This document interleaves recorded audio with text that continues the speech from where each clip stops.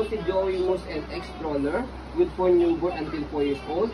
And then ito naman po si Joey Juba car seat carrier, pwede rin po siya manual rocker.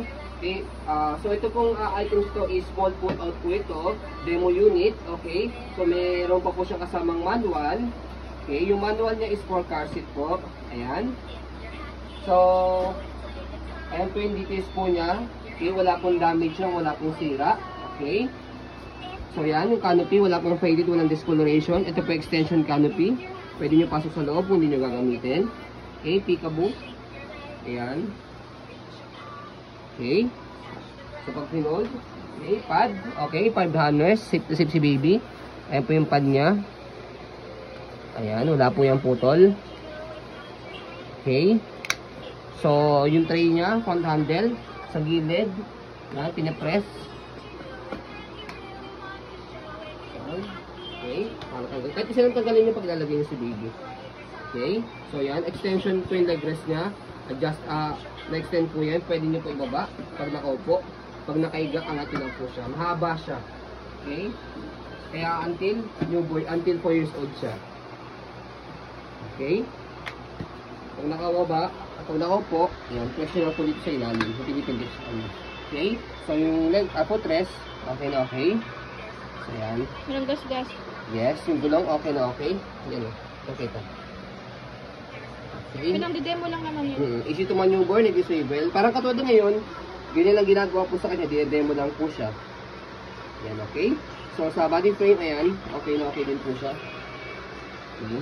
Wala namang gas-gas. Wala, okay. Okay po yung logo. Yan, gulong, okay na okay sa likod. Yan, sa likod, dito po siya na-adjust. Press nyo lang po ito. So, angatin lang po yan. Yan, angatin lang po. Semi-recline, pwede. Depende sa adjustment po ninyo. Okay. So, sa basket, ayan, malaki. Up to 15 kg. Gulong sa kabilang side. Okay. Stopper. Ayan. Okay. Ayan. Body frame.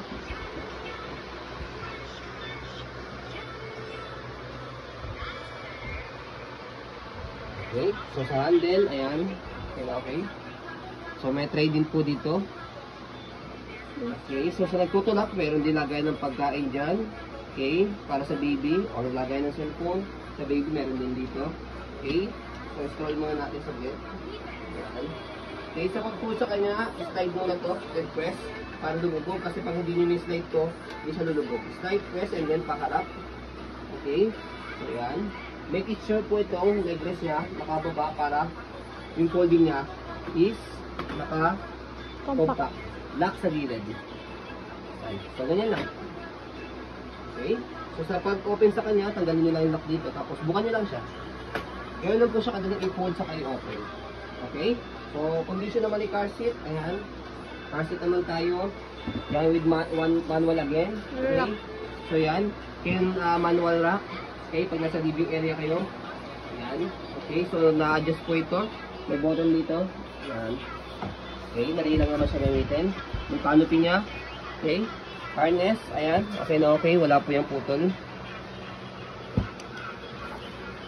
Ayan. Yeah. Adjust lang natin. Ayan. Okay. Ayan. So, details para makita po ninyo. Gilid. Okay, sa likod.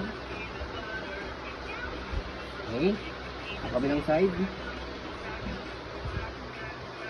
Yan. Ay, nakalagay oh. Up to 13 kilo. Dito na Newborn po ito until 13 kilo. Ito. Yan. Ganda mo yun. Newborn until 13 kilo. Okay, so dito siya pinapress. Yan. Para pag ilalagay dito sa Car seat, lagay mo na. stroller. So make it sure kailangan nakababa mo na siya. Okay, para may salpak po ito. So yan. Press nyo muna para mag-lock dito sa pinaka-tray.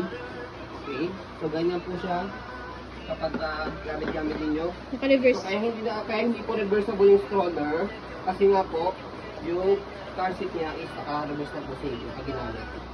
Okay, so pwedeng ganyan din kung medyo gusto nyo yung cover ng konti. Okay, so pag natanggalin po yung car seat, seal na dito, press nyo na po itong button. Tapos angat lang. Okay? So, ayun po. Sa mga gusto po ng bagong stroller, sa mga hindi po nagamit, pwede po sa inyo po ito. Sa mga masasela po. So, ayun po, as you can see, very bilis po kami mag-video. Kasi yung shop policy po namin, no refund, no exchange, what to see is what to get po. So, ayun po, maraming salamat. Have a nice day and God bless you.